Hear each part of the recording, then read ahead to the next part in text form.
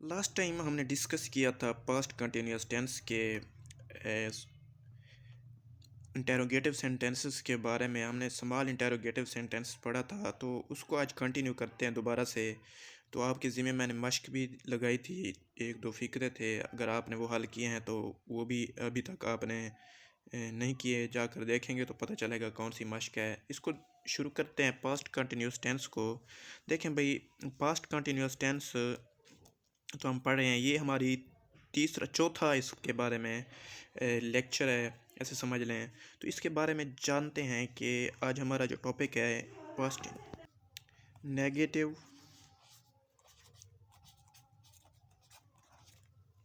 Interrogative sentences. अब इसके बारे में हम बनाना सीखेंगे कि किस तरह से आप इसको बना सकते हैं, इसका फार्मूला क्या होता है, ये सीखेंगे इस वीडियो में। तो इसको पूरा देख लेना है ताकि आपको समझ लग सके, कोई भी पार्ट आपने वीडियो का मिस नहीं करना। एक्चुअल में ये सवाल नेगेटिव इंटेरोगेटिव सेंटेंसेस के बारे में हम इसका फार्मूला देख लेते हैं सबसे पहले। यानी ज़माना माजी जारी के negative small interrogative negative sentences के बारे में हम सीख रहे हैं। तो इसका फार्मूला सबसे पहले आपने नोट करना है और सीखना है चंद बातें। फार्मूले जो असूल है उसके बारे में भी देख लेना आपने। तो सबसे पहले हम इसको बनाने के लिए हेल्पिंग वर्ब लिखते हैं, उसके बाद सब्जेक्ट आ जाता है, उसके बाद नॉट, उसके बाद वर्ब,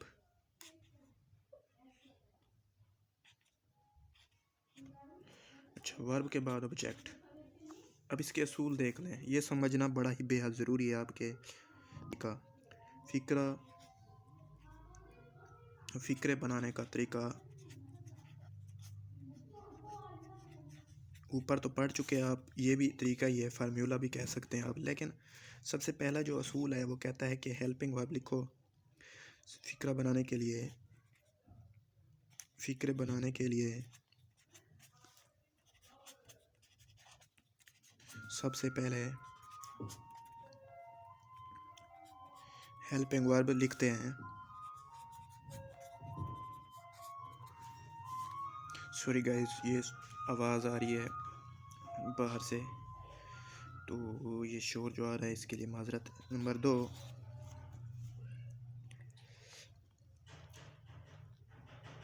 अच्छा यहाँ पे एक चीज़ है, आपको बार बार मैं कह रहा हूँ कि हेल्पिंग वर्ब कहाँ पे इस्तेमाल होते हैं। लास्ट वीडियो में भी हमने डिस्कस किया था, लेकिन आज भी इसको पढ़ रहते हैं कुछ लोग। ये मसला होता है कि वो बार बार देखते नहीं हैं तो भूल जाता है। तो ये समझने में दिलचस्पी लेंगे तो समझ आ जाएगी, वरना नहीं आएगी। देखें विवास जो है ना, वो आई ही she it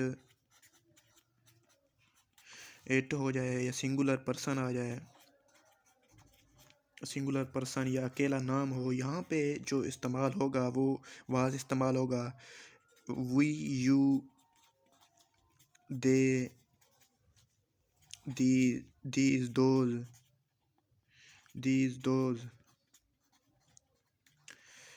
are plural person.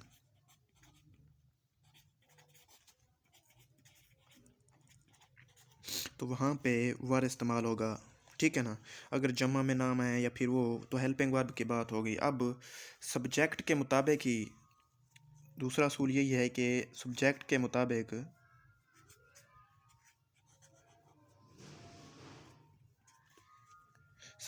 मुताबिक हेल्पिंग वर्ब इस्तेमाल होगा।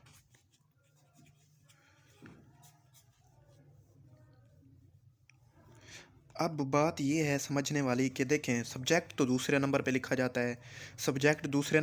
जाता है, लेकिन हेल्पिंग वर्ब पहले नंबर पे।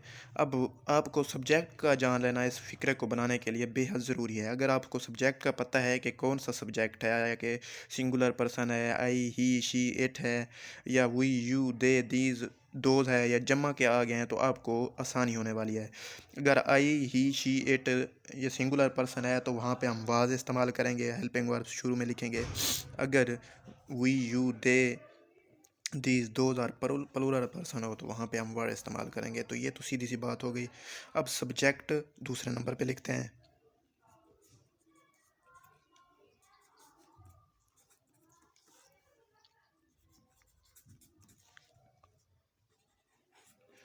लेकिन इसकी अहमियत का अंदाज़ा आपको इस तरह से होगा कि सब्जेक्ट के मुताबिक ही हेल्पिंग वर्ब लिखेंगे। ये बात आपने समझ लेनी है और बिठा लेनी है अपने जहन में कि हेल्पिंग वर्ब जो भी इस्तेमाल होगा वो सब्जेक्ट के मुताबिक ही इस्तेमाल होगा। इसके बाद चौथे या तीसरे नंबर पे जो असूल है वो कहता है कि फ़िक्रे को बनाने के लिए इसके बाद हेल्पिंग वर्ब सब्जेक्ट के बाद और वर्ब से पहले नॉट का इजाफा करते हैं और फ़िक्रे की बाकी तरतीब वही रहेगी जो कि हमने नेगेटिव इंटेरोगेटिव सेंटेंसेस में पढ़ा था। अब हम इसकी मिसालें देख लेते हैं ताकि आपको मज़ीद समझ लग सके। वीडियो भी लंबी हो रही है तो इसके लिए माजरत, लेकिन काम की बातें करते हैं, हमको यहाँ पे डांस नहीं सिखा रहे होते, तो आपने इस वीडियो को पूरा देखना होता है और सीखना होता है बातें जो मैं बताता हूँ। और इसको अगर सीखेंगे तो आपके लिए फ़ायदा होगा, नहीं सीखेंगे तो वो भी आपकी मर्ज़ी है। हम कोई ज़ोर ज़बरदस्ती तो नहीं कर रहे आपके साथ। तो ये देखें भाई, क्या अहमद स्कूल नहीं जा रहा था। सो इसको बना लेते हैं। देखें भाई, हेल्पिंग वर्ब क्या है, अहमद के मुताबिक इस्तेमाल होगा। अहमद एक सिंगुलर पर्सन है तो इसके लिए हम वाज लिखेंगे। वाज अहमद